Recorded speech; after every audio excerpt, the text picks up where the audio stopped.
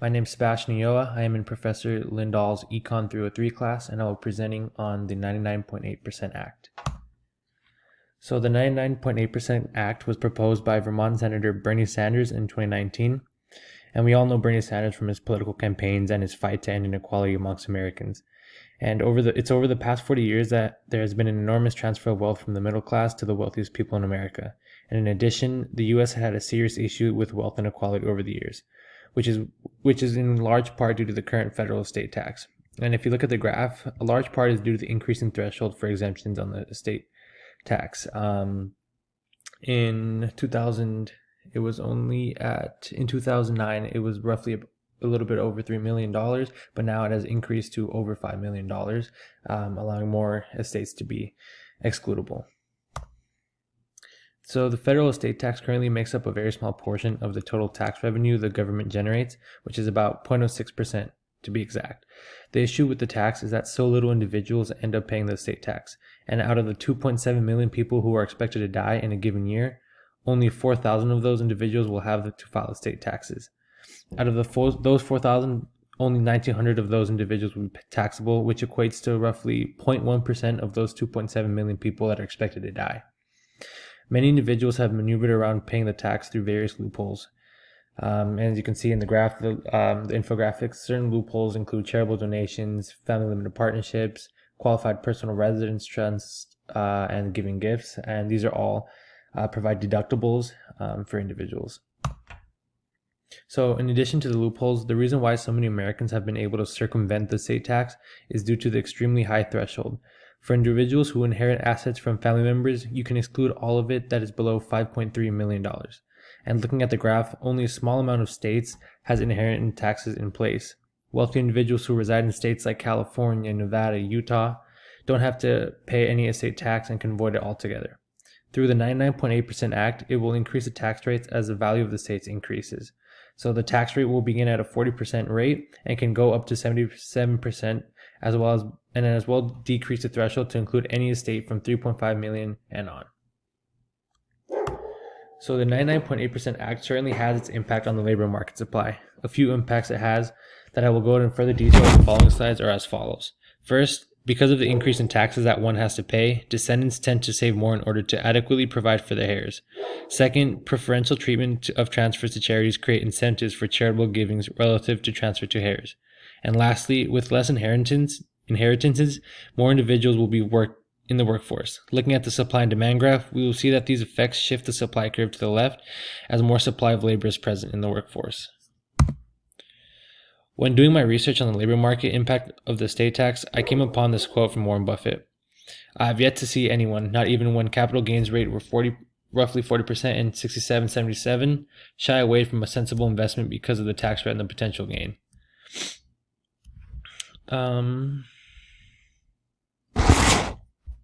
So many individuals will work and save more in order to make up for the losses they have had due to the tax expenses.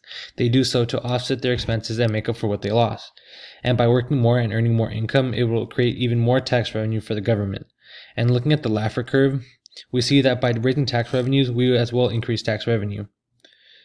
But we have to be careful on how much we raise. We must find that the optimal point in order to maximize revenue while not reducing the incentive to work. Obviously, if you increase the tax rate to a certain amount, many people will be inclined to work less because most of their revenues can be taken away from them.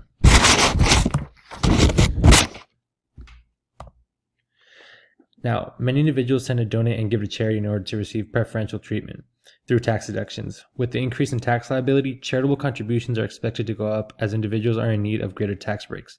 By giving charitable contributions to certain organizations, it can have a long-lasting effect on the economy. Jobs will be created, funds will be provided to research and development of vaccines for diseases, or even to produce new technology, and academic scholarships can become available to those who can't afford college tuition. All these can give individuals an opportunity to take themselves out of the lower class and help them achieve economic success. Now lastly, more individuals are staying in the workforce in order to provide as much as possible to their heirs. They are choosing to work, not retire early, and continue to work into their later years. And over recent years, there has been a steady increase in the number of individuals over 55 in the workforce. You can see in 2010 there was 19.5%, and in 2020 there's projected a 25% increase. By having an older workforce, it can provide as a serious competitive advantage. They help companies through providing expertise, serving as mentors to the younger employees, and providing a variety of perspectives. And by providing a variety of perspectives, I mean that you're able to put a variety of worldviews into one room, and you'll come out the other side with better ideas. And other benefits include increasing your creativity, the productivity, your performance. You're able to boost your brand's reputation, and as well, like in general, have a global impact. So currently, the U.S. is falling behind certain countries in the amount that they generate through the state taxes. You can see that Japan is well over 40%, South Korea is over 40%, France is over 40%, while the UK and United States are at 40% or even below. Most major countries like Japan and South Korea have relatively high inherent state taxes, and by increasing the tax rate and making it more progressive, it will help the United States compete with other major countries. If you look at Japan and their impressive infrastructure and public transportation, this is large part because of the amount of tax that they're able to generate through the tax rate that they impose. If we were to increase the tax rates, we can potentially achieve success like theirs by generating more revenue in order to invest in our infrastructure and many other projects as well. So the main benefit that the 99.8% Act would provide would be the increase to the tax revenue generated by the United States. As I stated earlier, the tax rates would range from 40 to 77%, and as well include many more estates that will be forced to pay the tax. So by lowering it by 5 million to 3 million, many more will be included above that threshold and have to pay those taxes. It is estimated that the proposed act would raise about $2.2 trillion in a 10-year window, and in addition, wealthy Americans like Warren Buffett, Bill Gates, Jeff Bezos, the Walton family, they will all see that the tax liability will double. Sanders went even further and said that the new levy would increase federal revenue by about 10%, raising about $4.35 trillion over a decade. As you can see the graph, the states that are 1 billion will be taxed at 33%. The ones that are worth 50 million to 1 billion will be taxed at 24%, and so on and so on. Many individuals are worried about the 99.8% Act will also see that the end to certain loopholes that individuals typically utilize to avoid paying taxes.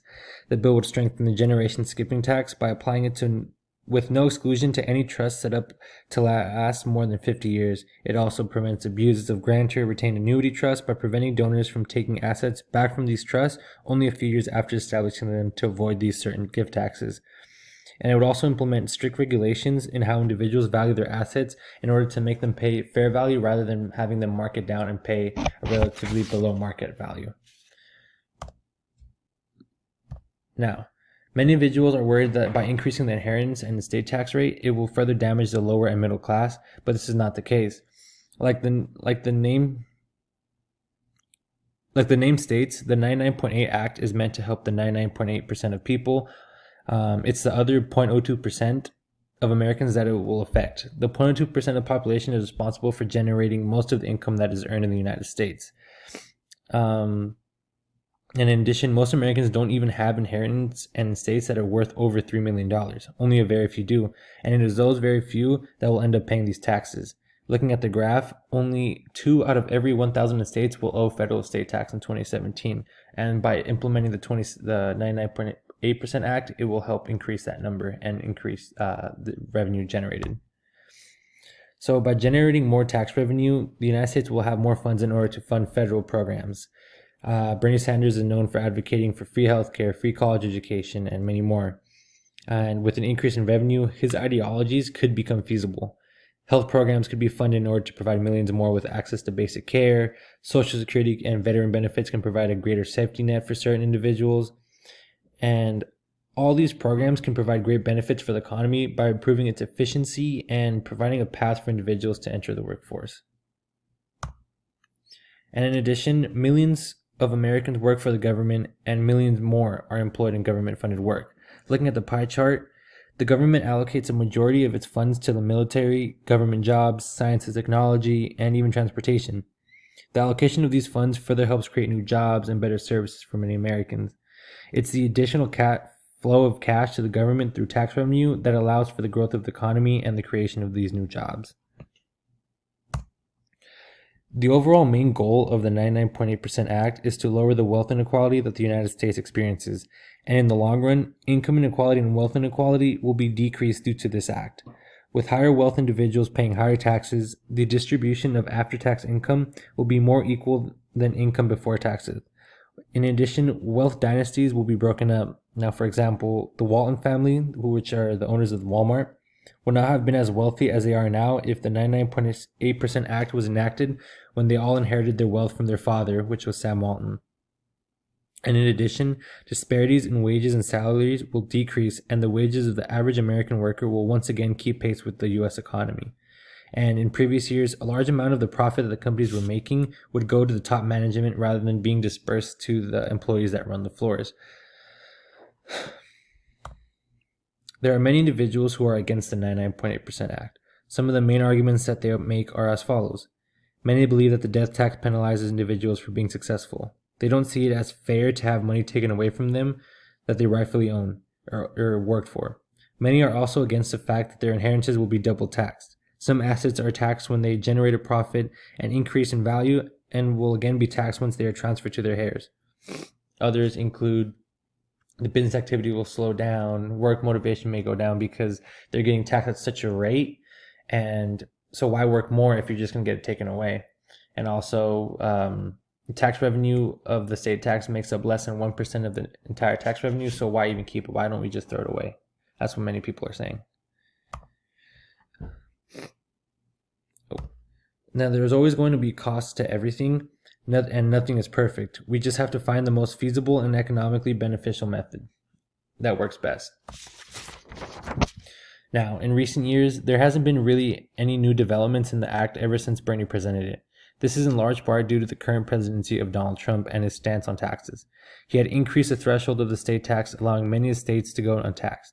In addition, he has made suggestions as to remove the state tax altogether. The odds of Sanders' 99.8% Act of passing is very slim, with Donald Trump and as president and the Republican-controlled Senate, as they're just going to shut it down immediately. Now, here are some ethical considerations to think about when thinking about the 99.8% Act and whether or not it should be implemented. Is it fair for the top 1% of individuals to avoid paying their taxes while the rest of the 99% are forced to pay their fair share of taxes? Shouldn't we all pay what we owe? And even though taxes are avoided through creative schemes that are not intended or authorized by the state, but which do abide by the letter of the law, justified as ethical?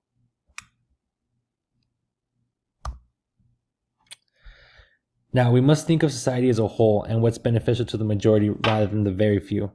If we focus on the harm of tax avoidance on society rather than how it is legally defined, we can see that us contributed to growing inequality. Tax avoidance shifts funds away from the public purse. If everyone were to avoid paying taxes, we wouldn't experience the goods and services we have today. National parks wouldn't be maintained, roads would be disaster, healthcare would be scarce. A question that I like to ask people against the act is if there's a way to defend denying the public of funds that could benefit their well-being. But until there is a legal requirement for all avoidance schemes to be formally approved by the state before their use, there will remain scope for tax entrepreneurs to avoid their liabilities. In the end, we must have fairness for all. The top 1% are thriving while the bottom 99% are suffering. It's the presence of the abundant loopholes in the tax code that help the rich continue to grow and amass their wealth. Something must be done to bridge the gap between the inequality that millions and millions of Americans are facing. A more strict and progressive tax rate, such as the 99.8% Act, will help bring these changes into effect and bring fairness for all. Thank you. And here's the works cited.